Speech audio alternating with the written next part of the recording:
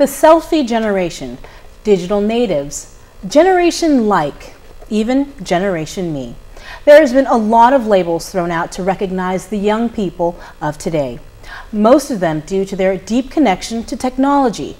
Much of their life decisions are based on what they see online. They connect with their friends via Snapchat and Instagram. They follow shows on Periscope. They stream music from the cloud. But when it comes down to it, when they are faced with life's challenges, do they use these connections to get help and find hope to survive? Today, you will hear the stories of 3 young, brave individuals, how they've fallen and how they chose to stand up and continue fighting. But before that, please help me welcome our 2 guests who will help us understand the concept of help seeking. We have Miss Vicki Cruz, guidance counselor at Agata Johnston Middle School, and Danielle Concepcion at ISA Psychological Services Center at the University of Guam. Good evening, ladies. Thank you so much for joining us. Thank you for having us here. Well, let's start first by telling us about what exactly is help seeking. Well, help seeking behavior is basically for an individual to recognize the severity of their symptoms and wanting to seek help to help solve their problems. Do we see it among the young generation today? There are some young individuals who do seek help. However, because of the stigma tied to help-seeking behavior, a lot of the young generation doesn't like seeking help because they fear that people might think they're crazy, people might think they're weak, or people might think that they're not able to cope with their own problems. And why do you think they think that way, though? I think some students, they especially the adolescents, is very strong about peer pressure, about what others think of themselves, yeah. And so they're very self-conscious, and many of them, they want to keep their problems to themselves. And like she said, like Miss Danielle said, they're afraid of being judged as stupid, crazy, or helpless. For boys, might be being thought of as helpless. And some of the students, they don't want to hurt their parents, or they're afraid that their parents will be angry at them. And sometimes they just don't know where to go. In addition to that, there's just that cultural silence. You know, whatever problems you might be having in your family or in your personal problems, like what Miss Vicki was saying, you just might want to keep it to yourself. But that's what we don't want. We want individuals to ask for help. And that's the most important thing. Because if you don't ask for help, then, really you're just going to be dealing with it yourself. Right. And what could result to having shame in asking for help? With shame in asking for help,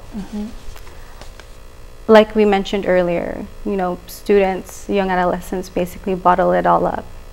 And that is something that we don't want to happen.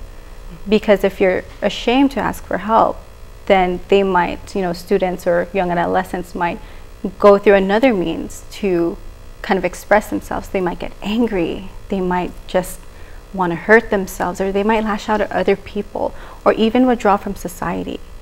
So with that shame factor, we both think that it's something that you shouldn't be ashamed to asking for help. And also, you mentioned earlier about the digital age. Some of the students, they go through chat forums, and they like the internet because there's a sense of being anonymous. But that's kind of dangerous because you don't know how it can be very unpredictable. Other kids might say something to be hostile towards the person, or they might give poor advice. So it's always best to go to a professional, and students, each school has a school guidance counselor that they can get help from. In addition to that, like with what Ms. Vicki was saying, like cyberbullying is basically a big thing now. So like Ms. Vicki was saying, students might say, I feel so sad, like my cat died or something like that, and students might say, oh, okay, people might kind of increase that mentality, saying, oh, okay, you're a bad person and you shouldn't be living anymore. But that's not what we want. you know. What about like signs? Because some people might go, some of these kids might go on Twitter and they may say something, and you know, maybe a friend might recognize, okay, something's definitely going on with them, right? What kind of advice, what should that friend do? Well, as a school guidance counselor, what helps my job is many students refer their peers. Okay. They report their friends who are cutting, friends who have said, oh, they thought of hurting themselves. So that really helps us because a lot of times it's the peers that help with the referrals. And so we encourage their friends to speak to an adult, to a teacher, to a school aide, to a principal, and then in turn they refer them to our office, the school guidance counseling office. Okay. Well, thank you, Danielle, Vicki. Now let's hear the stories of Austin, Sarah, and Raisha, how they lost and found hope in their lives. A special presentation by the Guam Behavioral Health and Wellness Center. Ladies and gentlemen, here is Closing the Gaps, Words of Hope.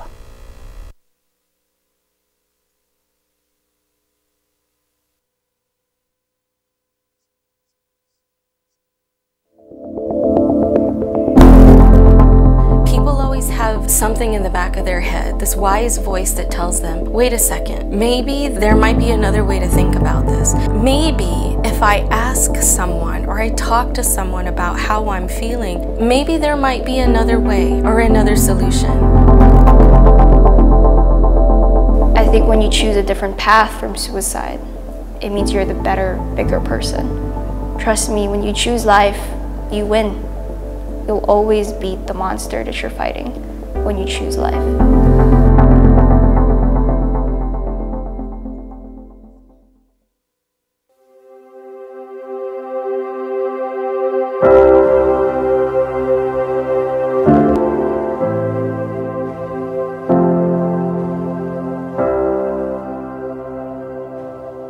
When I was 13, I had someone that I highly looked up to tell me horrible things. And that affected me growing up. It changed my perspective on myself. It changed my perspective on everybody that I was surrounded with. And so whenever I talk about it with therapists, it was at that point I realized this is where it all stemmed from. When I was 13 and someone that I looked up to told me, you're worthless. You will never amount to anything, and you're stupid, and you're a black sheep. In middle school, it was just a bad time for me. I started failing classes. I never did that. I was almost straight A student before. The grades dropped. I was lashing out at my parents. I was trying to hang out with the right kind of friends, which were actually the wrong ones. And it just got into a bad crowd. Sometimes youth sometimes they don't have words for how to even talk about the problem. Sometimes they don't even know why they're feeling that way. And they sort of come to this place of just feeling sad, and they don't know what else to do about it. Justine and I were really close growing up. She was younger than me, but we always tell each other stories about how she was the one always beating me up, and I would just sit there and take it and cry. So we were really close, and we got a call. And the call was, Justine's in the hospital. Justine's gone. And I went numb until they took us in to see her, and I wanted to scream. I wanted to bring her back. I would have given anything. This was my little sister, basically, and she's gone. And nothing's gonna change that. And so,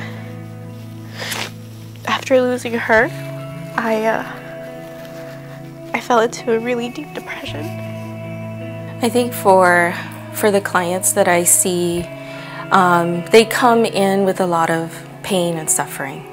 And they're really just looking to end that suffering. And they don't necessarily know how to deal with it or how to solve their problem. And it doesn't necessarily mean that they've got an illness or they've got depression. It's it's this place of feeling hopeless and stuck about something. And I think that's probably the across the board the issue deep down inside. I lived like that for a long time, and you know, everything hurt. Something inside said, you should be scared out of your mind thinking about that. You shouldn't have any concept of you dying. You should be terrified at the thought of taking your own life. Why doesn't this scare you? And the fact that I knew that and it didn't scare me, it's like it woke me up for a second. People always have something in the back of their head, this wise voice that tells them, wait a second, maybe there might be another way to think about this. Maybe this is not the only answer. That maybe if I ask someone or I talk to someone about how I'm feeling, where I'm at, or how I'm thinking about things, maybe there might be another way or another solution.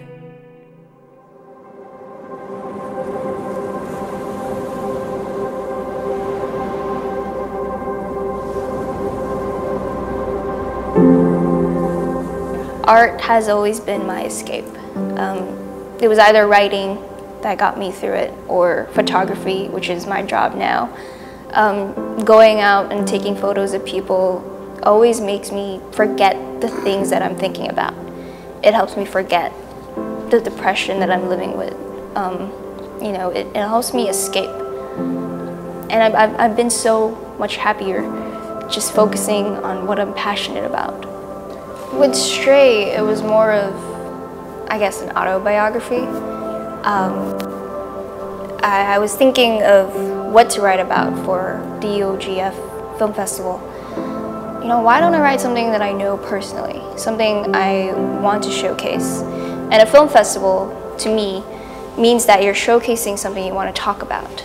And depression has always been something I want to talk about because I've been through it and I'm still going through it. And so Stray stems from that, the experiences I've had where I would just wake up and I don't want to do anything. Or the fact that I would have to put on a face in front of everybody and fake it and just be like, I'm okay, I'm fine, I'm not going through anything terrible. And so with Stray, it was an everyday thing. Like, this is the glimpse of life that I go through. My best friend, who I'm still friends with, has helped me cope with it. She knows when I just shut down. She knows when that would happen. It helps. And she would just give me a call and she would try to make me laugh. I have a boyfriend who knows that I'm going through depression, and when I hold his hand in the crowd, he knows that I'm going through something where I don't want to be in the space, but please hold my hand. So, you know, these people around me in my life has helped me so much get better every single day. No matter how small and slow I go, it's just their support has pushed me to just not think about ending my life. I just tried to escape through music, through activities, hanging out with family, friends, people who are positive factors in my life. And I idolize a lot of my family members, so I felt like to be a better person for them. So I need to cope for them because I realized that if I end my life, I'm going to affect theirs in a negative way, and that's something I really didn't want. So now I work for NFMAULIC. I'm the lead Young University Mediator. So that just means I kind of supervise and manage our YUM program. And so what we do is go out to schools, various schools around Guam, and teach peer mediation. We teach conflict resolution, we teach suicide prevention. Over time, I ended up going to therapy because I knew I needed it. I couldn't, how could I not if I was feeling this way? And clearly this was more than just grieving, you know. So I started to come to therapy. I had a wonderful counselor who was helping me deal with just the overwhelmingness of everything. I didn't know how to be sad, and it was something I had to learn. I had to be sad about about losing her. I had to be sad about a lot of things.